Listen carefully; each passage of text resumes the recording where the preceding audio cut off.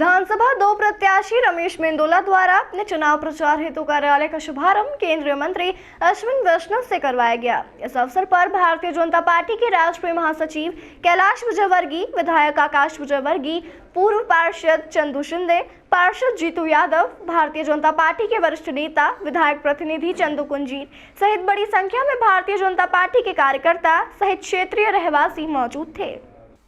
शुक्रवार को विधानसभा 2 के भारतीय जनता पार्टी के प्रत्याशी रमेश मेंदोला द्वारा अपने प्रचार प्रसार हेतु कार्यालय का शुभारंभ किया गया। इस अवसर पर केंद्रीय मंत्री अश्विनी वैष्णव द्वारा 1 दिवसीय इंदौर आगमन पर विशेष रूप से वे उपस्थित रहे। केंद्रीय मंत्री द्वारा बताया गया कि इंदौर ही नहीं, मध्य प्रदेश में जिस प्रकार विधानसभा 2 में लगातार भारतीय जनता पार्टी के प्रत्याशी रमेश मेंदोला द्वारा ऐतिहासिक जीत हासिल कर विधानसभा 2 में जो विकास किए हैं, निश्चित ही एक बार फिर विधानसभा चुनाव में वे भारी मतों से विजय हासिल करेंगे। इंदौर ही नहीं, पूरे प्रदेश में इतिहास रचने वे जा रहे हैं। वहीं मध्य प्रदेश में एक बार फिर भारतीय जनता पार्टी की सरकार बनने जा रही है।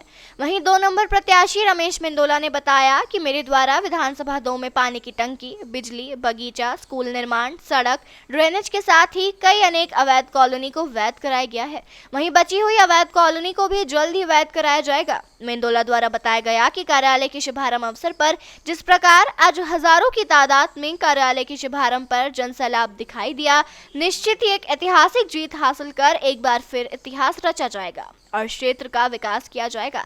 इस अवसर पर भारतीय जनता पार्टी के वरिष्ठ नेता, केंद्रीय मंत्री अश्विनी वैष्णव, राष्ट्रीय महासचिव कैलाश विजयवर्गीय, विधायक आकाश विजयवर्गीय, क्षेत्रीय पार्षद मुन्नालाल यादव, पार्षद जीतू यादव, विधायक प्रतिनिधि चंदू कुंजीर, पार्षद पूजा पाटीदार, आशा विजयवर्गीय, पार्षद कालू गणगौर, भाजपा युवा नेता करण कुंजीर, राजेंद्र राठौर, रत्नेश, भारतीय जनता पार्टी के नगर अध्यक्ष गौरव रणदीवे, संजय चौरसिया सहित बड़ी संख्या में भारतीय जनता पार्टी के कार्यकर्ता एवं विधानसभा 2 के रहवासी उपस्थित थे। बोलो जोर से 1 लाख 1 लाख 1 लाख। साथियों, आज आपके साथ आकर के मजा आ गया। भाई, इंदौर में आते ही सबसे पहले मुझे कहा कि शिकंजी पिलाइए। मैंने सोचा यार नींबू की शिकंजी होगी, खाना खाया हुआ था, सोचा पच जाएगी नींबू की शिकंजी पीने पे। अरे भाई, जो शिकंजी आई, शिकंजी बाप रे बाप, चम्मच से खानी पड़ती है। इंदौर इंदौर है। मोदी जी कहते हैं इंदौर शहर नहीं है, नया दौर है। इंदौर नया दौर है। ये है इंदौर की महागाथा। देखिए कितना जोश है, जोश है। इंदौर की इस धरती में देखे कितना जोश है। हाथ उठाओ दोनों, दोनों हाथ उठाओ, एकदम पीछे वाले भी। अरे यार देखे तो सही, देखिए सब तरफ जोश है। अरे भाई हाथ उठा लो एक बार, मुट्ठी मुट्ठी बांधो जोर से। भारत माता की, भारत माता की, वंदे वंदे। जोश तो पूरा है। चुनाव कार्य का उद्घाटन करने के लिए हम सबको यहाँ पर मार्गदर्शन देने के लिए भी केंद्रीय मंत्री, केंद्रीय रेल मंत्री, हमारे आईटी के मंत्री, जो आपने देखा होगा कि जो रेल में जो क्रांतिकारी परिवर्तन आया ना, पहले अपन रेल में जाते तो गंदगी ऐसी रहती थी कि अपन को रुमाल रखना पड़ता था, तो ऐसी मतलब गंदगी के बीच में रहते थे। और आज वहाँ जाते हैं तो इतनी सफाई है, सारी रेलें मतलब जो धीरे धीरे जो रेलें चलती थी ना, बड़ी स्पीड में रेलें चलती थी। तो ये रेल को में क्रांतिकारी परिवर्तन लाने वाले मंत्री जी आज हमारे क्षेत्र में आए।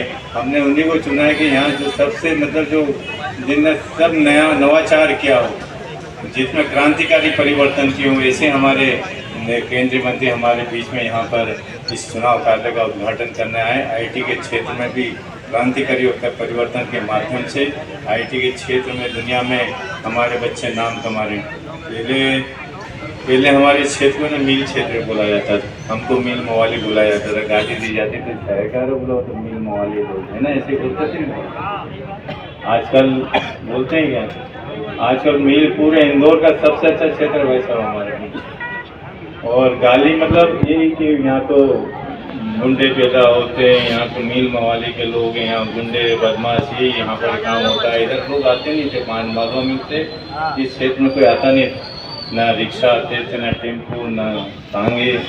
पर आज सब चीज़ें मतलब तांगे से लेके मेट्रो के सफ़र में अपन पहुँच गए।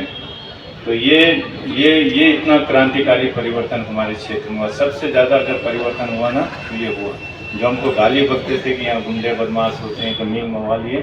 और यहाँ बच्चे आज डॉक्टर हैं, इंजीनियर हैं, आज यहाँ ITN बच्चे हैं, IT के क्षेत्र में काम करने वाले बच्चे हैं। यहाँ कलेक्टर हैं, यहाँ के बच्चे कलेक्टर हैं, SP हैं, ITN। सारा ऐसा कोई क्षेत्र नहीं हो जहाँ नहीं होगा।